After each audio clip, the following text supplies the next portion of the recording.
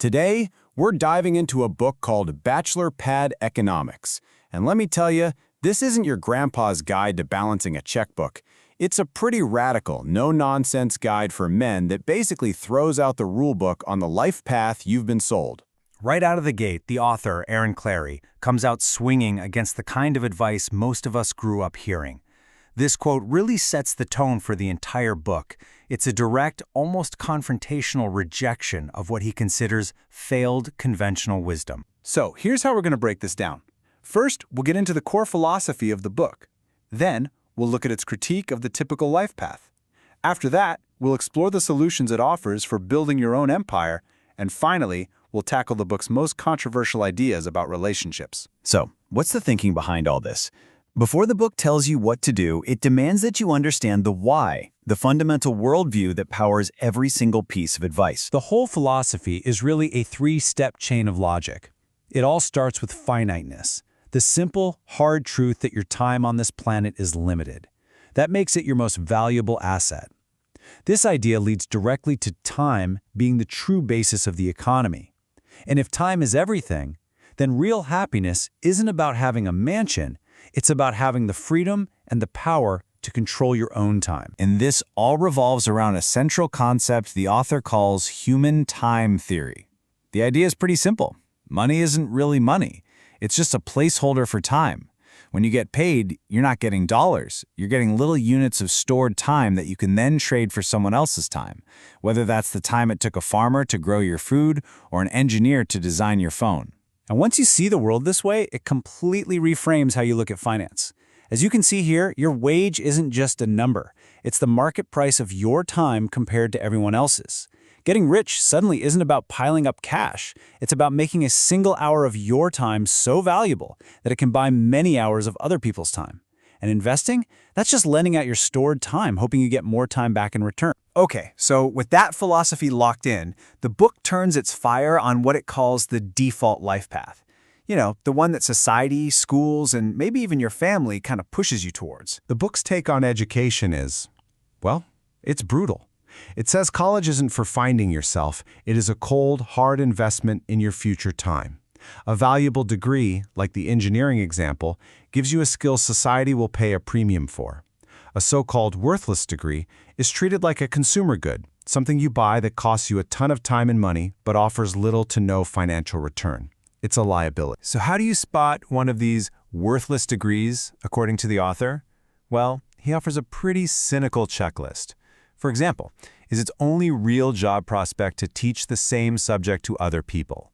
Does the major end in the word studies? Is the language all jargon and fluff? If you're nodding along, the book's advice is to run for the hills. And this critique doesn't just stop at the university gates. It goes right into the corporate world.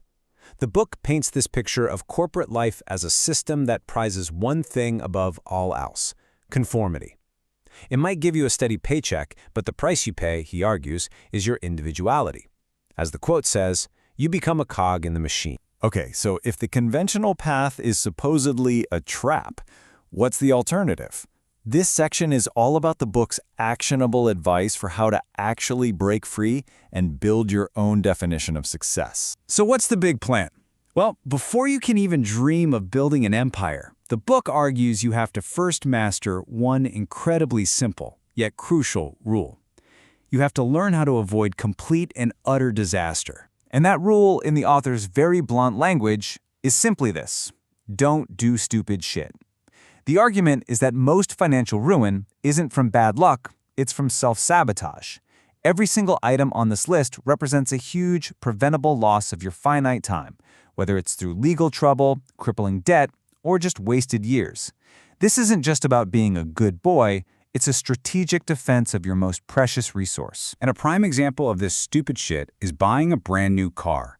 That number, over $31,000, represents a massive amount of your stored time. It's not an asset. The book calls it a rapidly depreciating liability, a huge chunk of your past work that literally evaporates in value the second you drive it off the lot. So what's the solution to the car problem?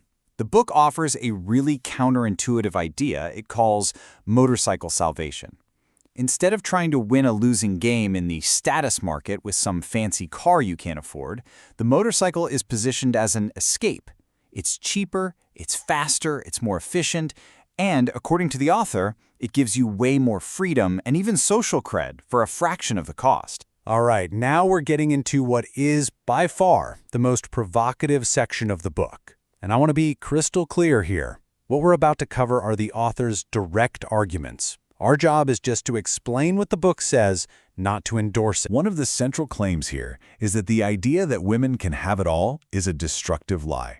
The book argues that trying to juggle a demanding career, marriage, and kids is simply not sustainable, and that in the end, it leads to unhappiness and often deprioritizes the husband in the relationship. Building on that idea, the book makes its most controversial claim, that because of these societal shifts, many modern women have become, in the author's own words, damaged goods.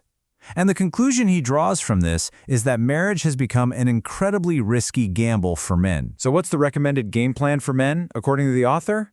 Well, the default advice is to stay a bachelor to maximize your freedom.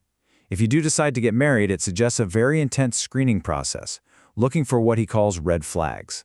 And if you become a father, the advice is to be the bad cop, the disciplinarian, to make sure your kids grow up to be capable adults. So when you boil it all down, the ultimate message of Bachelor Pad economics is this: you won't find true freedom by playing by the rules.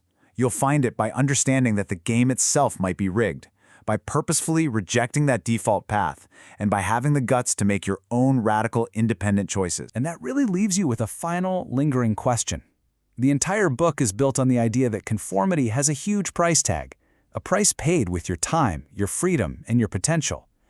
It basically forces you to turn that question back on yourself.